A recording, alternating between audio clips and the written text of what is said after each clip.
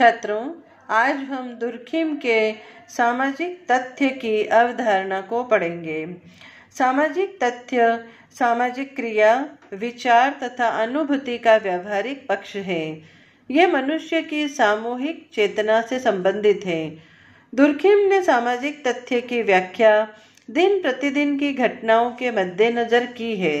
वे कहते हैं कि बाहरी कारकों का व्यक्ति पर केवल प्रभाव ही नहीं होता, बल्कि इनमें शक्ति भी होती है जो व्यक्ति को उनकी इच्छाओं के विरुद्ध अपने सामने झुकने पर मजबूर करती है। दुर्खिम ने सामाजिक तथ्य को परिभाषित करते हुए लिखा है, एक सामाजिक तथ्य कार्य करने का वह निश्चित या अनिश्चित तरीका है जो व्यक्ति पर बाहरी दबाव डालने की क्षमता रखता हो। दुर्खिम ने एक अन्य रूप में सामाजिक तथ्य की परिभाषा दी है, ये कार्य करने, सोचने या अनुभव करने के वे तरीके हैं जिनमें व्यक्तिगत चेतना से बाहर भी अस्तित्व को बनाए रखने की उल्लेखनीय विशेषताएं होती हैं। छात्रों, अब हम समझेंगे कि सामाजिक तथ्यों की मुख्य विशेषताएं क्या हैं। तो सामाजिक तथ्यों की मुख्य विशेषताएं निम्नलिखित हैं।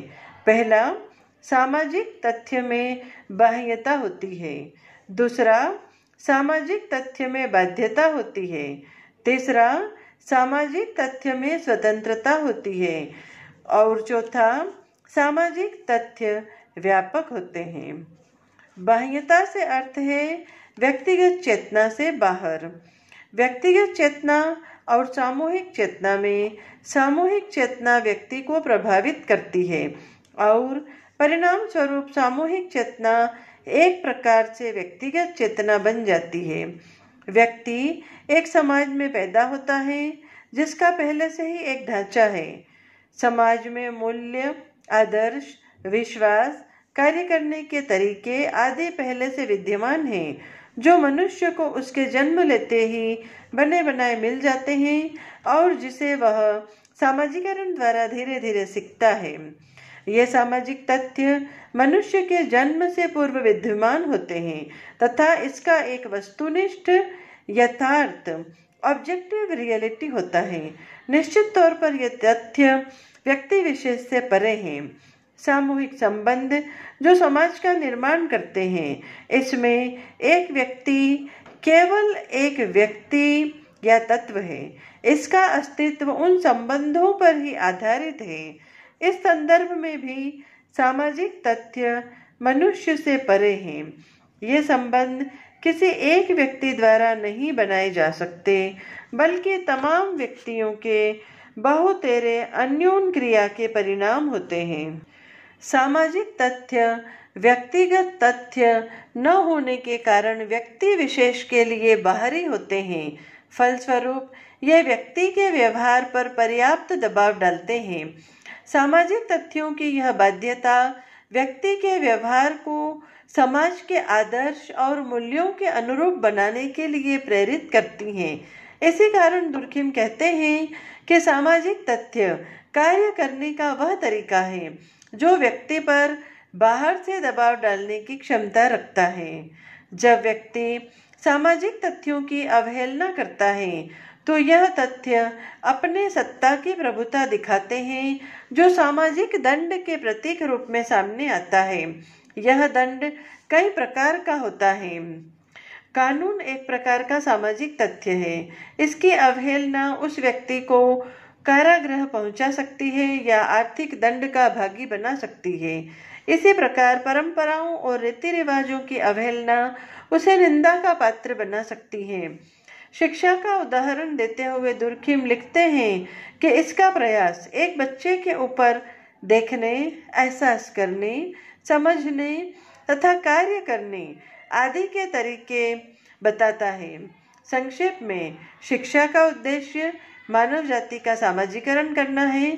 शिक्षक और माता पिता तो सामाजिक वातावरण में प्रतिनिधि मात्र हैं।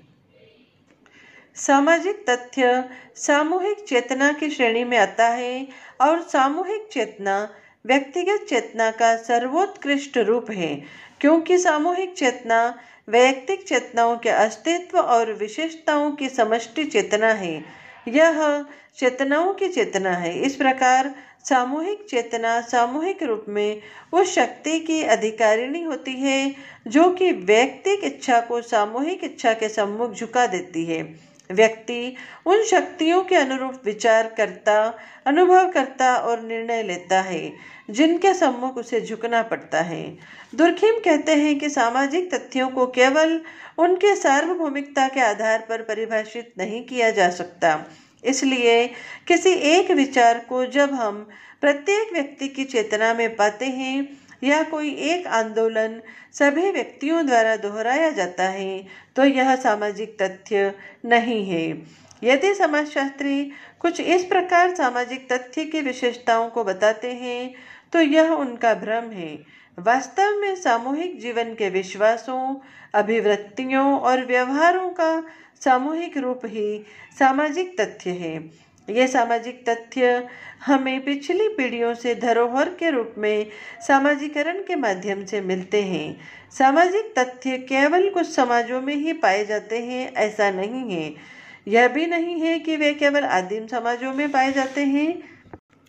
दुर्खिम कहते हैं कि सामाजिक तथ्य सभी समाजों में पाए जाते हैं।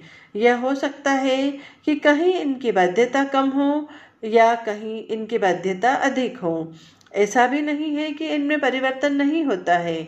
समय समय पर प्रत्येक पीढ़ी कुछ नए सामाजिक तथ्यों का निर्माण करती है जिससे आने वाली पीढ़ी के लिए इनकी बाह्यता तथा बाध्यता दोनों ही बढ़ जाती है। इस प्रकार सामाजिक तथ्य की उपस्थिति प्रत्येक समाज के लिए एक व्यापक प्रक्रिया है।